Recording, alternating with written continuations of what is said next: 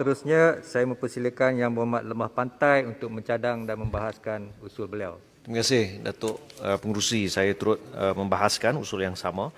Pada 4 hari bulan November yang lalu, dalam satu laporan media disebut oleh pengerusi Parti Pribumi Bersatu Malaysia di Selangor, Datuk Rashid Asari, bahawa penggerak komuniti tempatan ini akan ditubuhkan di 3 negeri, iaitu Selangor, Pulau Pinang dan Negeri Sembilan, yang mana akan ada 288 jawatan pegawai untuk diisi daripada komponen Perikatan Nasional. Ya, jadi jelas seperti yang disebut oleh Tanjung Malim tadi, ini adalah satu political vehicle dengan izin. Tetapi persoalan yang mungkin boleh kita tanya juga, adakah ini untuk semua Perikatan Nasional ataupun hanya satu parti sahaja daripada Perikatan Nasional? Ya, bukan sahaja PEKT ini, kalau kita lihat dari segi dasarnya, melemahkan struktur ahli majlis, undermines the structure of local council and local councillors. Tetapi apakah ia juga mewujudkan satu keadaan ataupun satu tension di dalam Perikatan Nasional itu sendiri?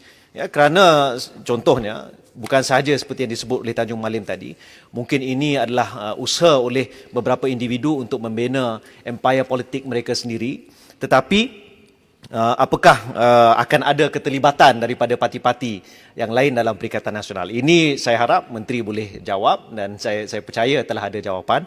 Tapi kalau kita lihat, kenapa hanya di 3 buah negeri ini, kenapa bukan di semua negeri? Why not just undermine all the PBTs ya, dengan izin? Kenapa hanya di negeri-negeri yang ditadbir oleh Pakatan Harapan?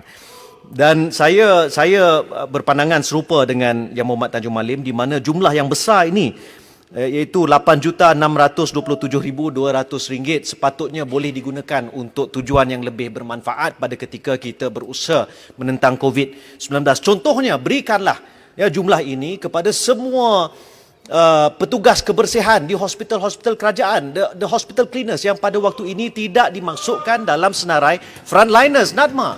Berikan kepada mereka, jangan berikan kepada kroni. Berikan kepada mereka yang berkhidmat membantu kita melawan COVID-19. Ataupun adakah menteri ini tidak kisah? Ya? Ataupun berikan contohnya tambahan kepada anggota bomba. Contoh, di Balai Bomba Pantai, di Lembah Pantai, saya difahamkan hanya 4 anggota bomba sahaja yang diberi kebenaran ataupun ditakrifkan sebagai frontliners, dan mereka sahaja yang boleh mendapat allowance khas yang telah diumumkan. Jadi cadangan saya, potong daripada PEKT, berikan kepada contoh semua anggota bomba ataupun berikan kepada semua petugas pembersihan di hospital-hospital kerajaan. Sekian, saya mohon mencadang. Terima kasih.